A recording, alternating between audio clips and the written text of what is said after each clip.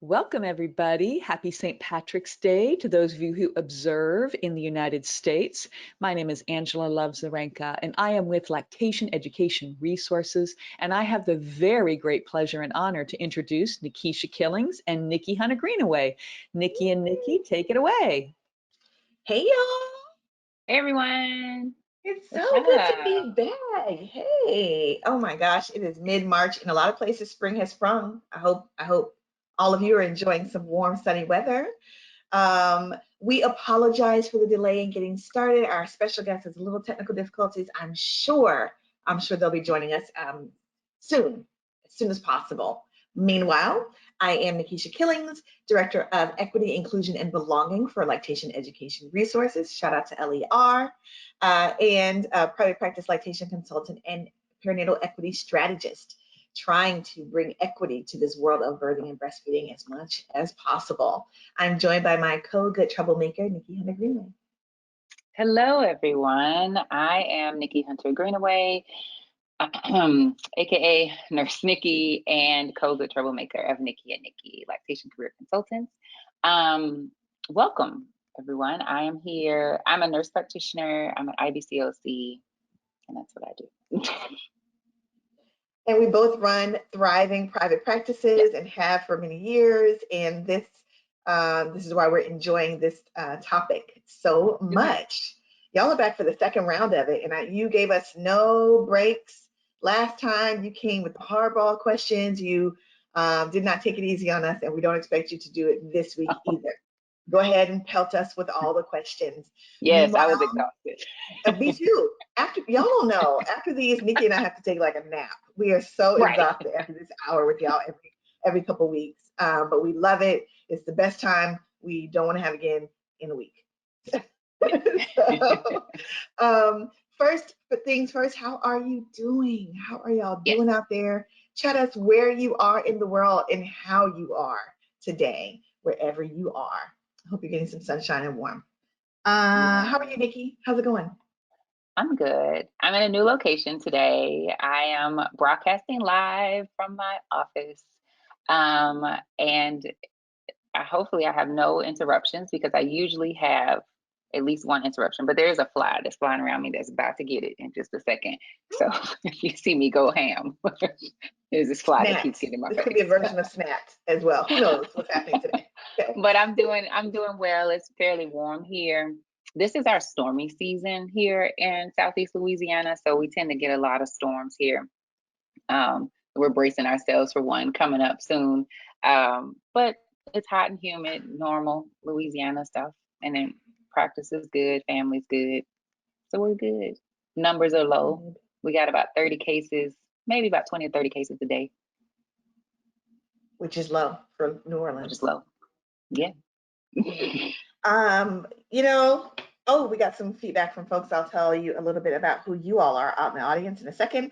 We are doing okay here in Florida. We're enjoying the break. We're enjoying the good weather. We're enjoying a little bit of downtime in our lives, relatively, a little bit of slower than things have been the past month. So we're enjoying. Nobody we know is sick at the moment. Many people we know are vaccinated at the moment. We take the wins as we can get them. That's how we are doing. Let's see. Oh, California, Los Angeles, I think I'm seeing. South Carolina, Arizona, Connecticut, Massachusetts. That's probably Louisiana, and not Los Angeles that I'm seeing in the notes here. Cool temperatures, 40s to 60s. Someone in Maryland has a newborn. Congratulations. Thank you for spending this time with us.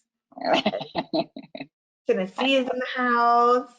Fantastic. And we hope you all are doing well. There's LA. All right. So thank you. Please keep communicating with us. Let us know how you're doing. And then, of course, we'll take all the questions. North Carolina's in the house.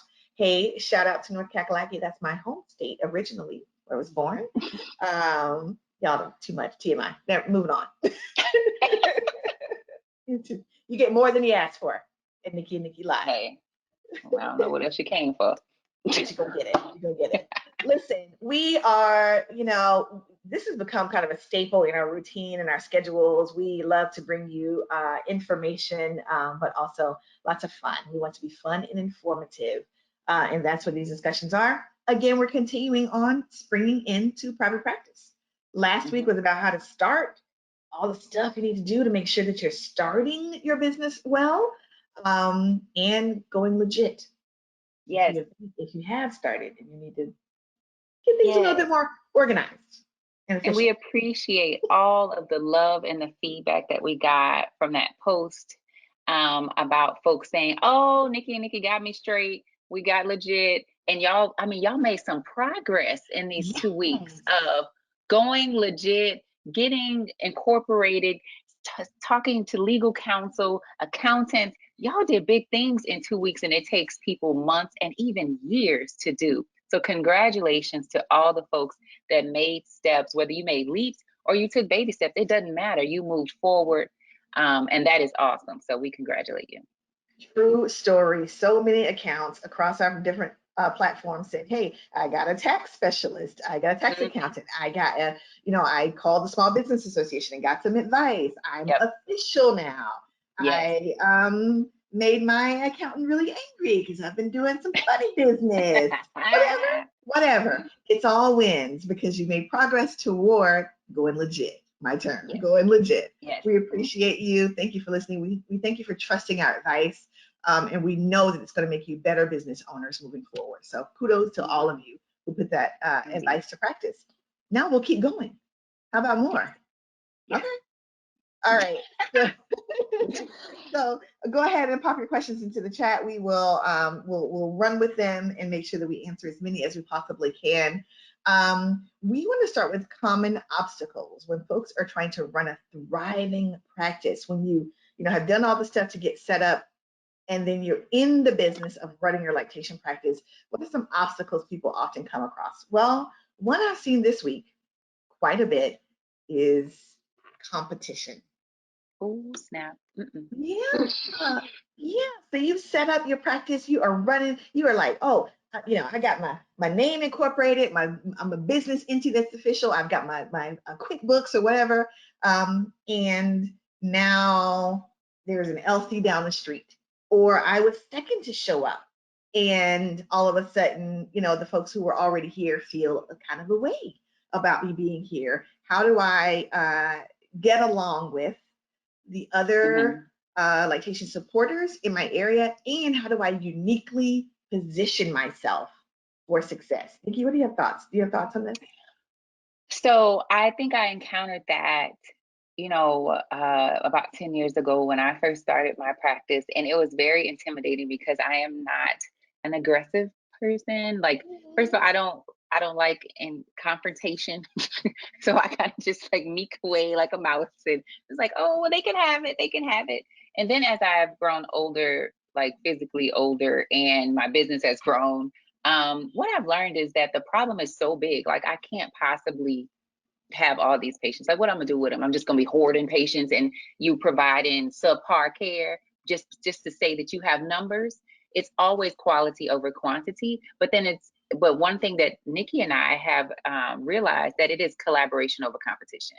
Like, you have to learn how to work together in your community to be the bigger resolution to this massive problem of disparities and lack of providers and things like that. So that's where I am with it now. I am a collaborator, and I will gladly, without hesitation, send somebody to someone else. I was like, look, I am to my max of my mental and physical capacity. I said, please, here's a list of, I have a list of folks that do the exact same thing that I do. And I send them other places for their lactation support. Yeah, real quickly, we see our special guest has joined us. I think she's getting settled in, so we want to acknowledge that she's with us in this moment. I'll give my version of the answer first, and then we'll pull our guest into the discussion real quickly.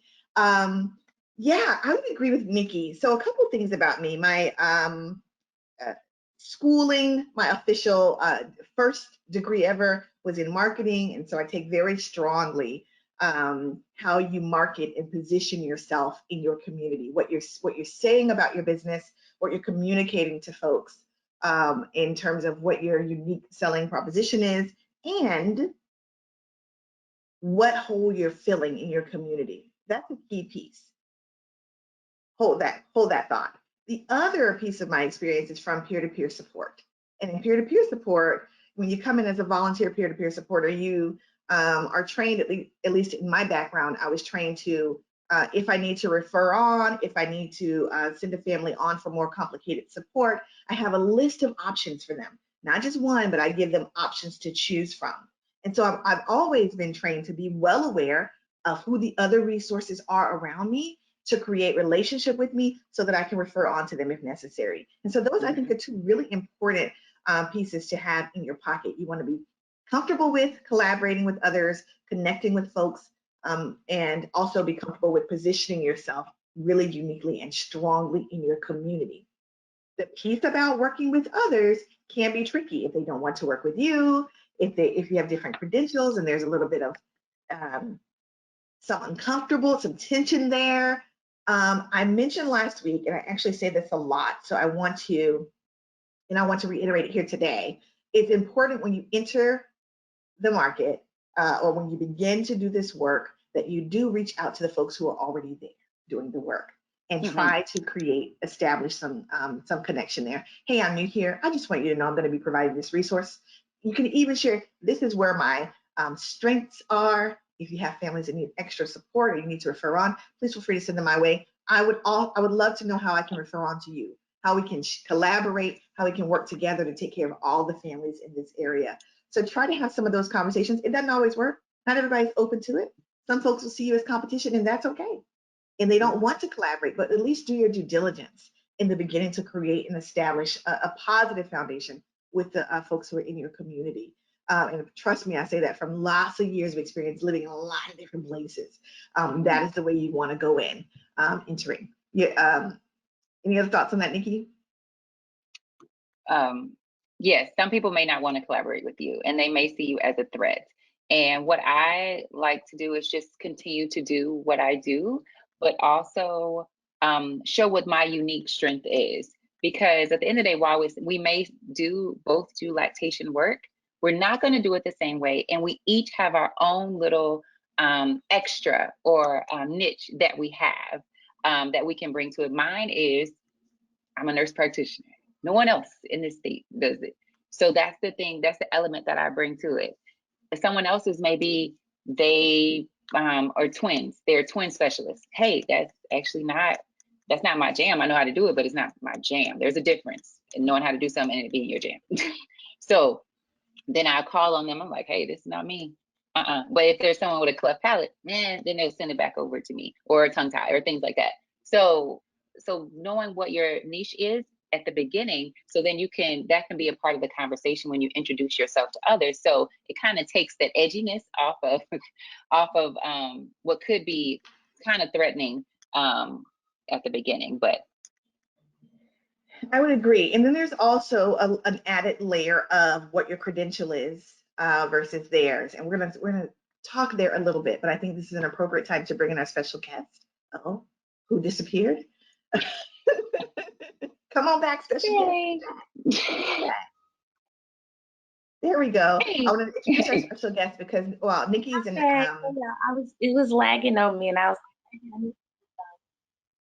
Okay. A little technical difficulties here today. I will let our guest introduce herself. I thought this was an appropriate time because while I am an IBCLC with no nursing or clinical background, Nikki is the NP IBCLC with nursing background, and then we have a whole different credential here with us. Special guest, tell us about yourself and your work. Okay, I'll jump in. So that is Sterling Gray Simmons. And she's a fantastic certified breastfeeding specialist. Shout out to the LER and the CBS credential in Georgia, supporting families. And I wanted to mention, I wanted to bring her in just this moment to talk about the different credentials, the different certifications around lactation support, and how that alone may create tension in some spaces. We got a question about that already in the chat. When Sterling's back, she'll talk about her experiences as a CBS and what that looks like. And we've already established, not only last week, but many weeks prior, or last episode, many weeks prior, we've also already established that you can absolutely start a practice at any of those certification levels, CBS, CLC, CLE. You can start a practice for sure and start to support families.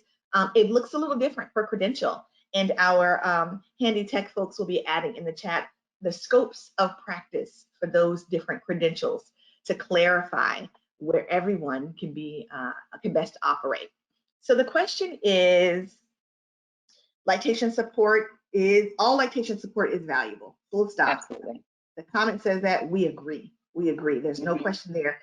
And there's no shortage of families needing support. Right? The question they have is, how do you handle people who say their certification is the same as your credential? That's tricky, y'all. That's tricky. That language is intentional. I know it is. Commenter, I know it is. And they are, I believe, if I can speak for the commenter, I believe they're trying to differentiate between the IBCLC credential and the other certifications that are different and depart from IBCLC. And so what I say is visit the scopes of practice. And let's be honest with ourselves. Did I hear an audio from a guest? I thought I did. Let's be honest with ourselves. If I can be really transparent, I've had almost I had a lot of different credentials leading up to IBCLC. I had a lot of those smaller credentials, and each of them, while beneficial and helpful in some way, from peer-to-peer support to a 45-hour certification to a 90-hour certification, each of them equipped me in different ways. There certainly was a graduation, an increase in knowledge and clinical competency that was acquired with them. So there are things I can and will do as an IBCLC that I would not have been equipped to do or handle at the 45-hour, 50-hour certification level. However, all lactation supporters are valuable, in which I'm speaking in general because I know there's some folks at the 45-hour level or no certification level that have been supporting families for decades, way longer than I have. And they are more competent than I am in many ways, right? And they do what they do really, really well. And so I'm not trying to take anything away at all from them, but certainly there's a difference in having had hundreds of hours of support with families in a clinical setting, being overseen and taking that exam we talked about. Preparing for it and getting to that exam is a whole other beast in itself. Our guest is back in clear. The video is clear. So I think we can actually hear you talk this time. Tell us who you are, guest, and about your work. Hey, everybody. Can y'all hear me? Okay. I was like, if I need to, I can just turn the camera off and just talk. Hello, everyone. My name is Sterling. I am a certified breastfeeding specialist. I'm the owner of Loyal Lactation. I'm in the Metro Atlanta area, and I'm also the author of an education. Can y'all hear me? The author of what? An education. This is like Still when not Nikki's working. I'm gonna just turn my camera off. Maybe. Yeah. Okay. Let's see. Can we hear you better now? Okay. Sterling? Will it work? Is that working better? Yeah. Yes. Is that better? Yeah. Okay. Well, I'll just talk. Y'all know what I look like. You do. I'll start over. My name is Sterling. I am a certified breastfeeding specialist. I'm the owner of Loyal Lactation. I service the Metro Atlanta area in person and everywhere else virtually. And I'm also the author of an educational breastfeeding coloring book, Facts and Tips for Mother and Child. Cool. How cool is that? CBS. So doing fantastic work, supporting families in ways that is truly, truly valuable and needed, and offering a unique offering like a coloring book for new parents. How cool is that?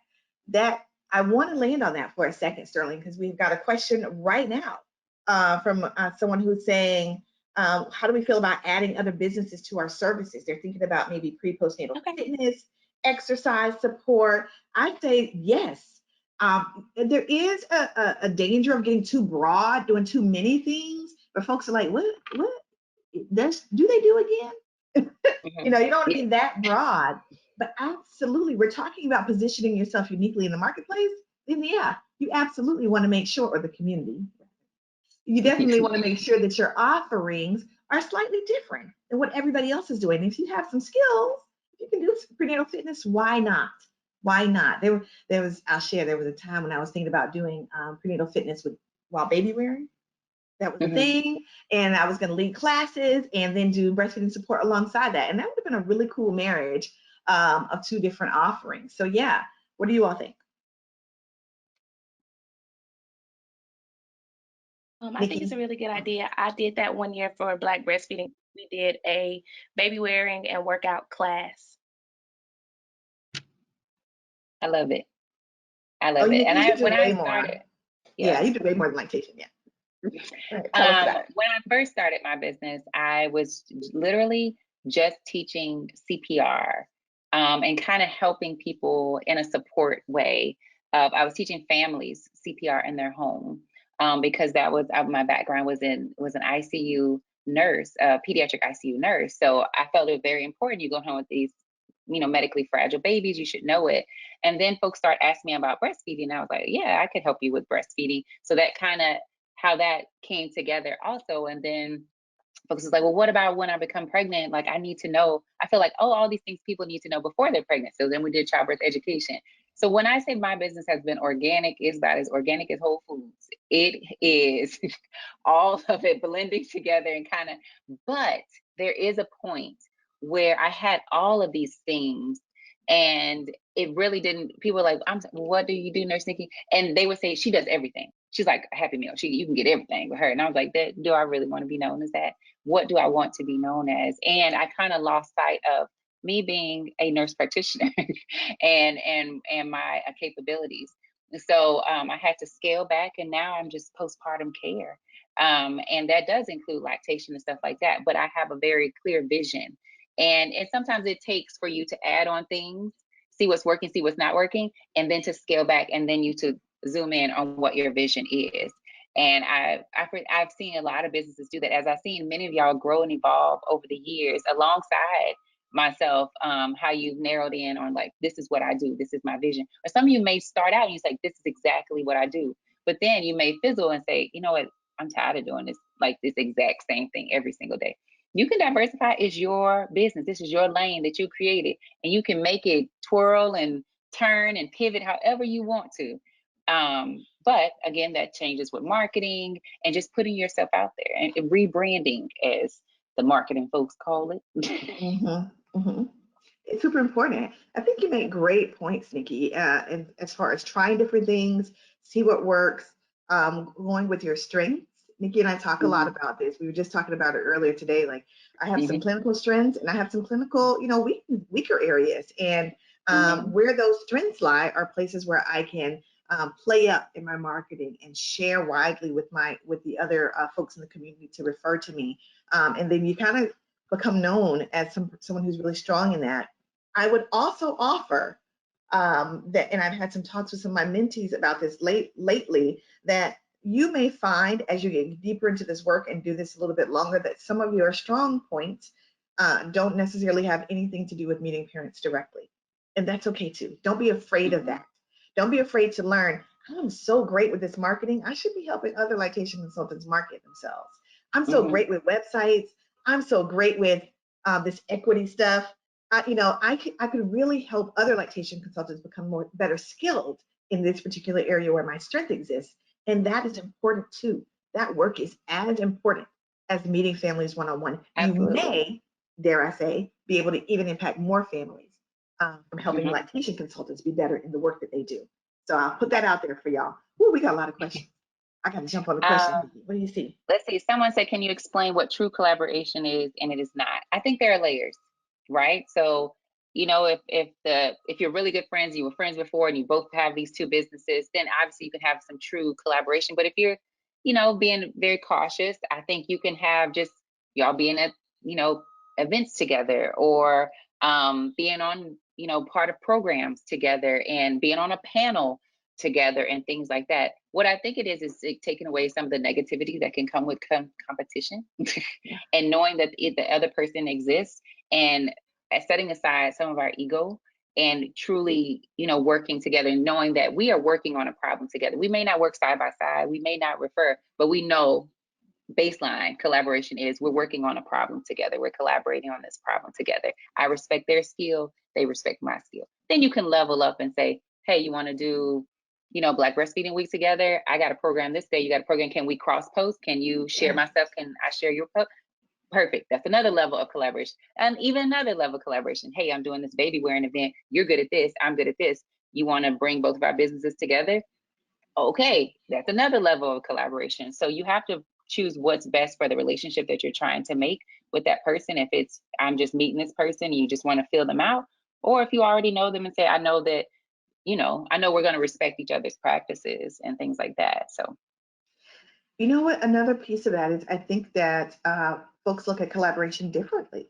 And yes. so the other folks in your community may look at it one way and you look at it a different way. And it's important to kind of to clarify some of that. I've gone to places, and I'll answer your question, fellow military spouse, here soon. I landed in places where I connected with a local lactation consultant, and they immediately assumed I was looking for mentoring from them. And they, took me under their wing. And I was like, okay, I guess. All right, it makes you feel good. I didn't balk and say, I'm just as skilled as you. I know what I'm doing. I just said, thank you. I appreciate it. And at that point, we just had lunch. They hadn't poured a single thing into me, but felt like they were, taking me under their wing because of an age difference. And so I absolutely understand that it may be viewed differently depending upon who the others are in your community. And it's okay if they see the collaboration a little bit differently from you. As long as you all are seeing it as a positive relationship, ideally. Again, sometimes you just cannot control that, and all you can do is be the best you that you can, right, and support families. Sterling, do you have any insight on collaboration? I do. I'm a huge proponent for collaboration. I love working with local midwives and doulas who may not necessarily want to cover breastfeeding, or especially with the midwives, and the doulas, they've been there for hours. And, sometimes it's really good to just have somebody come in and be like, hey, I'll take over the breastfeeding. I'll make sure I'll help you. I'll let them help. And you go eat, or you go get you something to drink, or you just get off your feet. So I'm very open to collaboration. I love when people are like, hey, I added your services to my package. So when so-and-so has their baby, you can show them about breastfeeding. You can come do a home visit. Or, hey, Sterling, I'm calling to order, 20 copies of your book so I can make sure that I give it all to my clients so they have some kind of understanding of breastfeeding. So I love to collaborate with birth workers. I think that's a really cool idea, to collaborate with doulas and birth workers, so that immediately after birth, they have someone to refer or come in and help the families in the birth setting to support with breastfeeding early on. That's a really cool approach. Thank you for sharing that. A military spouse is asking how you can learn about who else is already doing this work before you get to a place. Google is your friend. Google is a good friend. Also, the IBCLC registry is a great place. CLC has a registry, I know for sure. And your local peer support. If there's a allegedly group in that area, they are always aware of who all the lactation supporters are in that town. I think that's a great group to reach out to.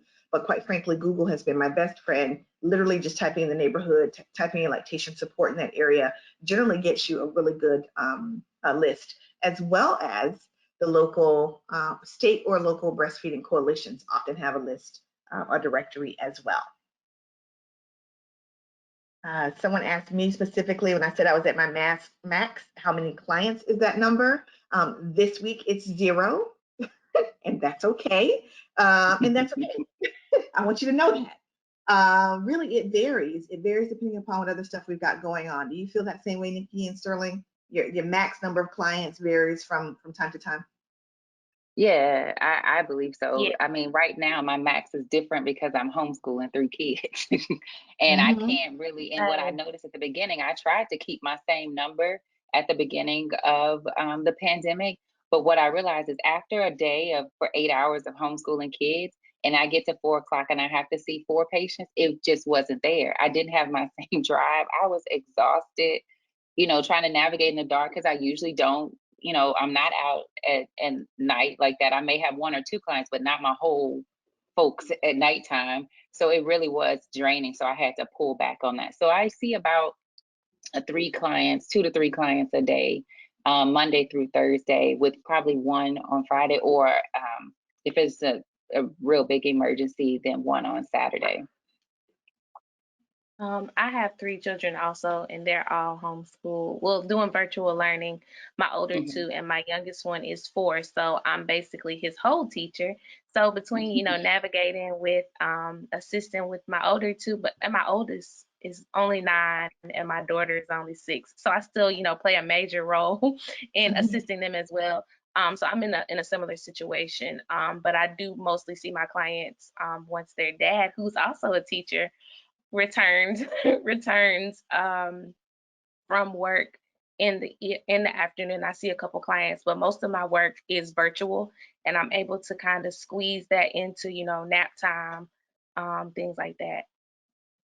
Yeah, we're making it work however it works around our families, and all of this is so situational. It has to do with whether you're doing virtual or in person. It has to do with your drive time. The number of clients I could see when I was in LA was 1 a day, quite frankly.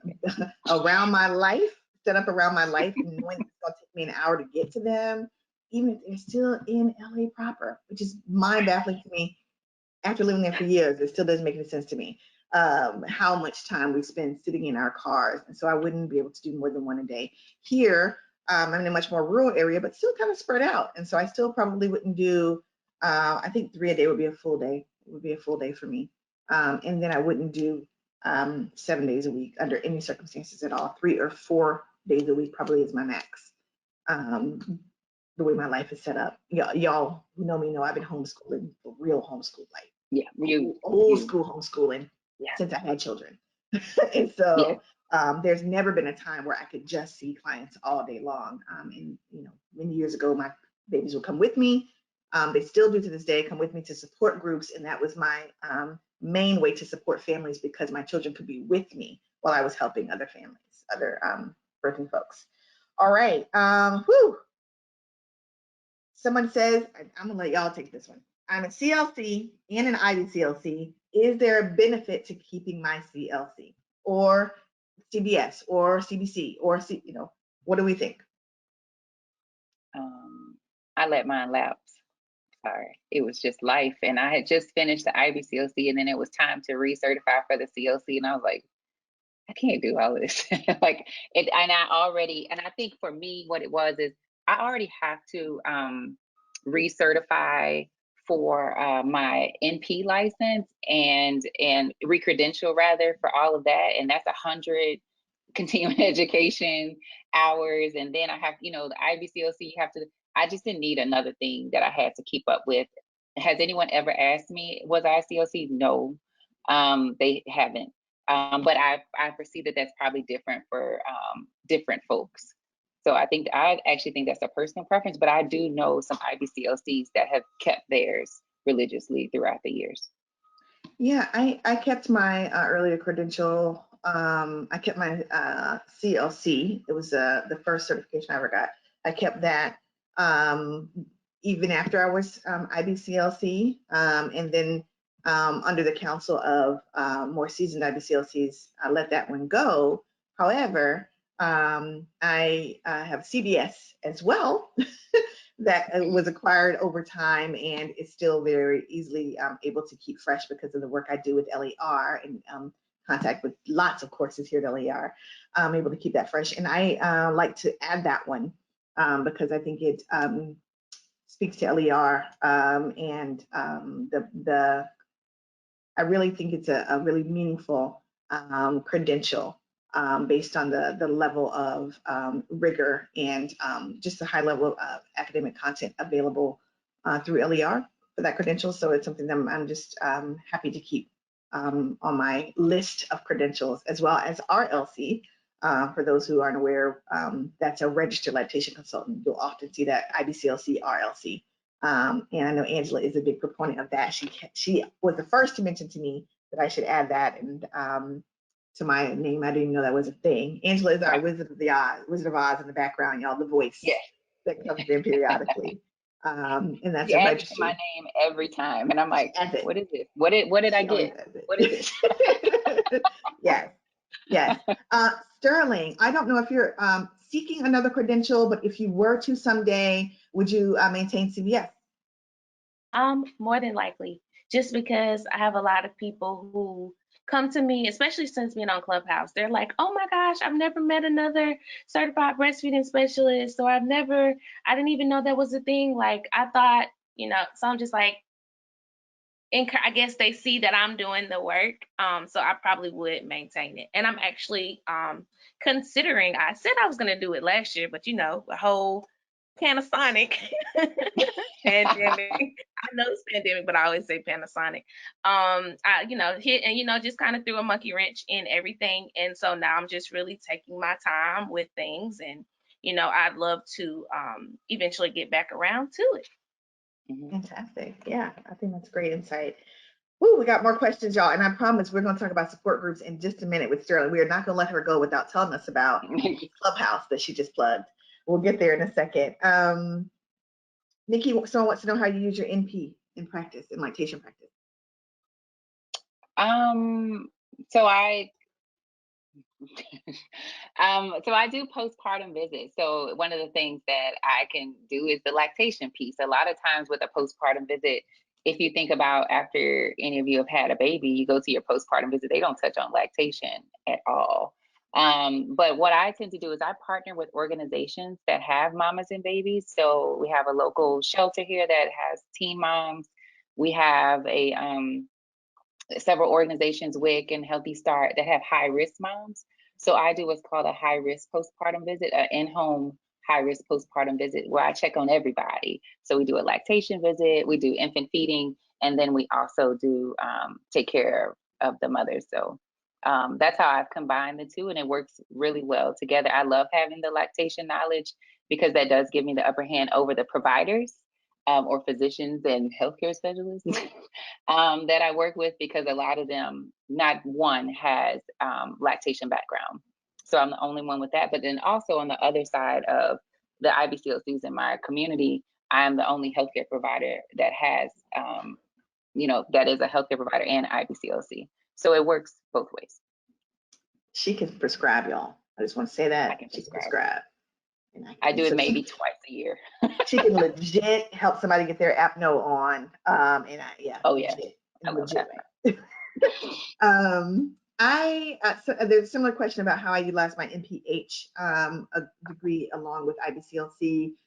It's important to note that I came into this work with the lens that lactation support is public health work. It is directly tied to the health of the general public, and everything I do is through that lens. And so I'm able to utilize the MPH.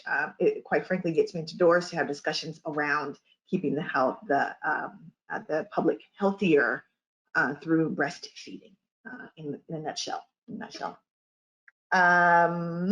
All right, we got to switch. We got to talk about support groups, because listen, Nikki and I, we think we're real savvy, right? We got Facebook popping.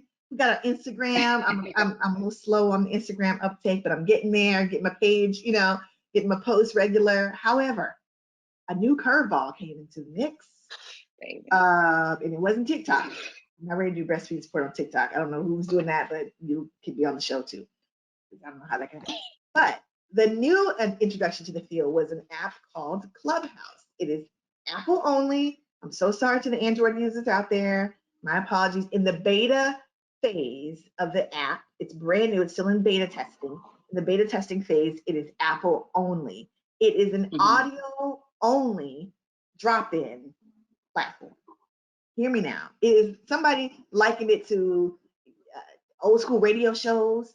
You just keep changing the dial. You hear a new show, sort of like that. But you can actually, it's set up to mimic like a conference where you can go from room to room, down a long hall. Think of a long hall of the conference. You can pop in and out of these small sessions in these rooms and see what people are talking about but also go up to the stage, take a seat, and participate on the panel. Talking is wild, y'all. Nikki's like, I'm not. I can't. I get Can't nervous commit. every time I'm on Clubhouse because I'm like, I'm peeping in rooms, and then you're in the room, and I'm like, I don't want to be in that room. I want to get out. Like, and then Nikisha comes and pulls me into a room, literally pulls me into a room. She's like, Nikki, you're in the room. You're gonna be okay. You're gonna be okay. Just say something. Unmute yourself. Say something. And I can't. So Sterling, tell us how we get comfortable. So I have never had a problem with talking to people. My husband actually does not like to go to the grocery store with me because I talk to random people the whole time I'm in there. And he's like, girl, you need to come on because we'll be in here a whole nother hour because you run your mouth. So I have absolutely no problem talking to people. And anytime I get to talk to people who are genuinely interested in learning about breastfeeding, um, birth work, all that good stuff, I get like super excited. So as soon as I heard about Clubhouse, I was like, oh my gosh, I've got to be on there. I've got to do this. Because my husband, he is always on me about, like going live and all that stuff. And I'm like, I don't feel like going live. I may have a breakout, or my hair might not be the way I want it to be or whatever. So once I found out it was audio only, I was like, oh yes, I can put a picture of myself and always look like somebody. I had a whole room the other night and I had a clay mask on my face and nobody knew it. So so I love that, they can't see me. And I'm definitely less shy about talking because I know they can't see me. Yeah, real So quick, as soon as I Sterling. got on there, No, go ahead. Sorry. oh, no problem. Okay. Oh no, I was just gonna say as soon as I got on there, I was like, I gotta hit the ground running. And you did. And you did. Listen, I ran across Sterling just perusing through, going from room to room to room, scrolling through the hallway. This will all make sense when you get the app. And I kept seeing rooms about breastfeeding. I was like, who is holding rooms on breast? Oh, cool. Let me go in. And repeatedly, it was Sterling. And she had in her around her picture, certified breastfeeding specialist. So I got hyped because I'm LER. Nice. And she's giving great information. It felt to me like you had a room every day, like you were constantly available. Families knew to expect you and show up and ask any questions that they had. Real quick, the app is invite only technically. However, if you have an Apple product, you can download the app, sign up, get a username, set your account up, and it will automatically notify everybody in your contact list that is in the app, that is using the app, that you're trying to get on, that you're on the wait list. It will notify them, and one of those folks can pull you in. So you don't have to, some folks have been waiting and waiting and waiting. It's because they haven't set up a username and connected their phone essentially so that it can search through your contact list and let your contacts who are in the app know to pull you in, and one of them can pull you in. So Sterling, tell us what is the trick to, any tricks really, what is the formula for getting families to show up and talk to you on Clubhouse? Consistency. So, like you said, I was definitely there in the beginning. Anytime people were like pinging me into rooms, they were like, "Oh, Sterling, because she's so hyper and she's got all this energy and she's got such a bubbly personality," and they just enjoyed hearing me speak. I actually went to college and got for communications, so I feel like that fits with with what I'm currently doing. So, once they gave me, well, I applied for a club on Clubhouse and it's called Birth Work for Us by Us. And it's for birth workers by birth workers. And once I got that platform, it was just like my page just blew up because now I could let people know, like, hey, this is the time that I'm going to be here. Come at this time and come get this knowledge. Come talk to me. Let me assess you, talk to you a little bit over over Clubhouse. And then they kind of followed me over to Instagram and saw that I give good information on Instagram as well. Yeah, one of the things I enjoyed about listening to, and I still do, about listening to Sterling, and she's probably noticed me being a little creepy, just showing up in her rooms listening. frequently. One of the things I enjoy is your approach. Y'all hear this really sweet Southern accent that she's sharing with us today. She is this way, really calm, really non-judgmental demeanor with parents that she's engaging with in the app. And they open up and they ask her all sorts of questions and she's not judgmental. I think that's really important. We're talking about a platform where people can't see your face. You know, they don't really know who they're talking to. And so how you come across vocally, how you come with your pace, your tone, your the way that you respond, how engaged you are, the way that you show that you actually heard the question and were listening, it's so important because you literally, and I do, and have Clubhouse on and a whole room having a whole discussion, and I'm like doing dishes, cooking dinner, watching kids, you know, not completely engaged, but just hearing here and there what's happening in the conversation, as I might with a radio show in the background. But it's important for the person running the room to be so engaged that the folks in the room feel that they set up a safe space where they're actually being heard and their needs are being met. And Sterling is a superstar at that. So I was really proud. I am really proud in hearing you engage with families in this way, and couldn't wait to have you on the show to share all the expertise you can about Clubhouse support and other social media platform support that you give. Please feel free to tell us about all the things. The floor is yours. So of course I have Instagram because I think that's where we connected outside of Clubhouse. So I have Instagram and I've been, you know, doing my thing on Instagram, and my followers and things like that are starting to pick up and, you know, work a little bit for me because people are starting to recognize me and realize. I think I've had like a couple posts go viral or something like that. And then I also have Facebook, and I share the same content that I share on Instagram to my Facebook. And what I like about Facebook is that I can join all these mom groups, and then I can share that information to the mom group as well. And that just allows more people who are not necessarily, you know, following my page or don't know anything about me to just kind of get that information as well. And if they are so inclined, they can, you know, follow my page as well. So like I said, I like to give it to be the same across the whole platform. So even if you don't have Instagram or you don't have Facebook, you're still getting that information.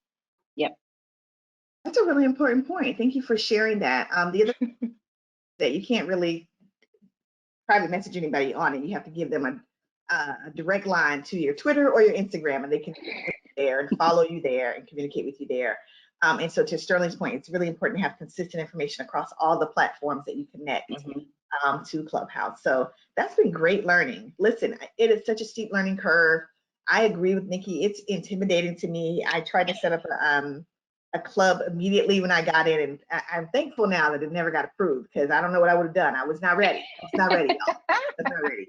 I recently set up a new one. I've got my footing, and I think that things will go better now. But and I think she's gonna try and pull me back in.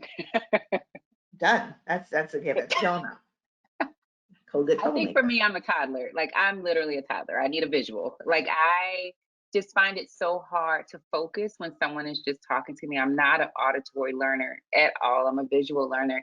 So when I can't see anything, I'm just like, just all off somewhere. And I can't focus, but I will. I have tried it again. But also there's so many discussions going on that it feels like I'm talking to my kids. Like it's just one discussion over here, one discussion, and you're trying to ping everywhere and trying to be a part of the discussion because they're not saved.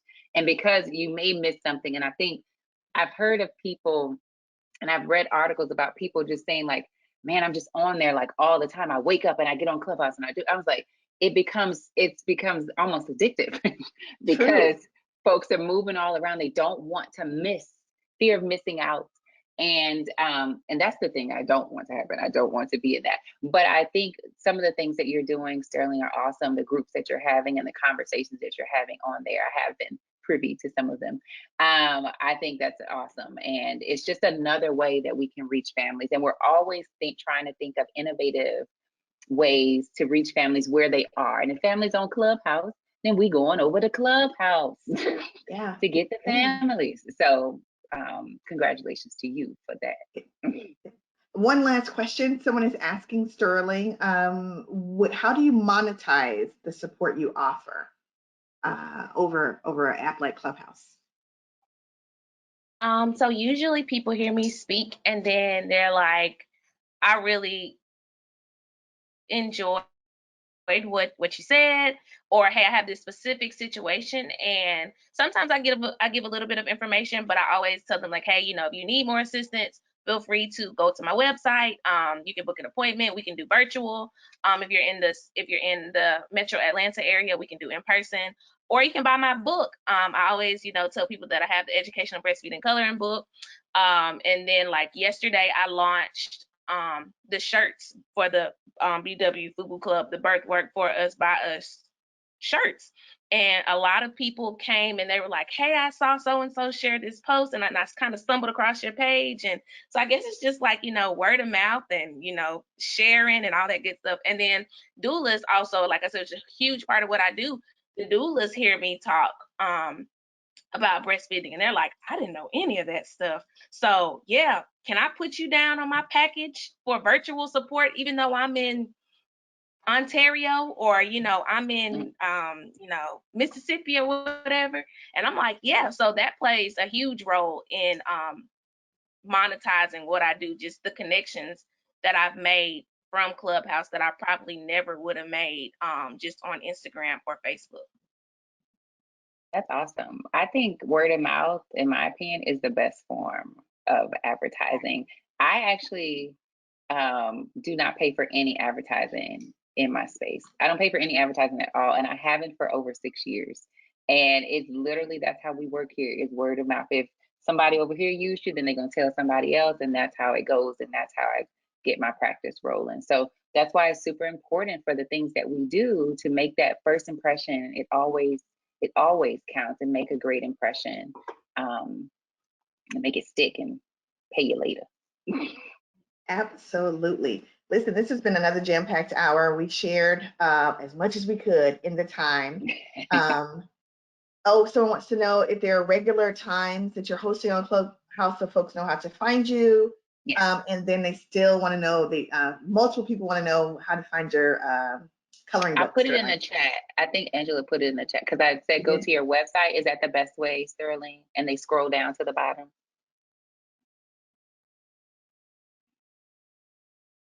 Yep. You're on mute. I think you're on mute, Sterling. Okay. Oh, no, did we lose her? Oh. I hope not. I hope we didn't lose her. But if so, that's okay, because we have reached the end of our time. In the chat is information on how to reach Sterling. What and did you say? Oh, they wanted to know if there are regular times that you're on Clubhouse, when they can find you again, and then also how to get your coloring book. But we shared the link to your coloring book. Okay, yes. So my information for like my weekly things there, we do Mondays. It is multiple moms of multiples Monday, where we just talk about breastfeeding and pregnancy and all that good stuff from the aspect of having multiples. That is Mondays at 6 o'clock. We do the birth worker check-in at 3:15 on Tuesdays, and we do Where the Money Resides in Birth Work on Thursdays at 6 o'clock. And when we do the Where the Money Resides, we talk about the business end of birth work, the behind the scenes, websites, all that good stuff. All kinds of different weekly topics. And also, that's, if you follow me on Clubhouse, it's Loyal Lactation. I'm the same across all the platforms. And if you follow me, I'll send you an invitation to join the club, and you'll get pinged in anytime we open those rooms.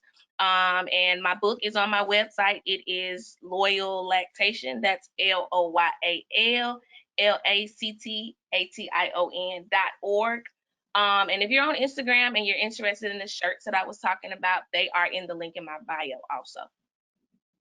All right, that's how you find Sterling. Y'all know how to find Nikki and I. We're here every at least twice a month. We were going to be with you on the 31st of this month, but we are not. That's why we squeezed in support groups today. I have a feeling we'll need to do another future show on support groups alone. There's a lot to cover in making sure those are done well. So we'll make sure that happens. You'll see us again on April the 14th. So there's a bit of a break. You'll see us again on April the 14th. Back to how to become an IBCLC. Tell a friend. Tell a friend. We're here to talk through all the nuts and bolts, soup to nuts, as I like to say, everything they need to know about how to get to that exam. And Nikki and I are learning more and more each day to share with you. So be sure to tune in for that. That's April 14th. We're calling April Back to Basics. So we'll cover that. And then on the 28th, we'll be talking about equity. We'll be talking about making sure that your practice is inclusive. And I know that you want to stick around for that. That's what we have coming up. Anybody have anything else they want to share? Whew. All right, we did it. Thank you again to our special guest, Sterling Grace Simmons. Thank you for being with us. We really appreciate the time. And, you know, technical issues or not, we made it happen. We made it happen. Thank y'all for putting up with me. I don't know what in the world was going on. Like, it was Oh, like issue no after problem. No problem. It's Thank you okay. for taking the time out of your day. That's it. Thank you for having me, y'all. You are welcome. All right, listeners, thank you so much. We'll see you next time. Have a great couple of weeks. Be safe out there.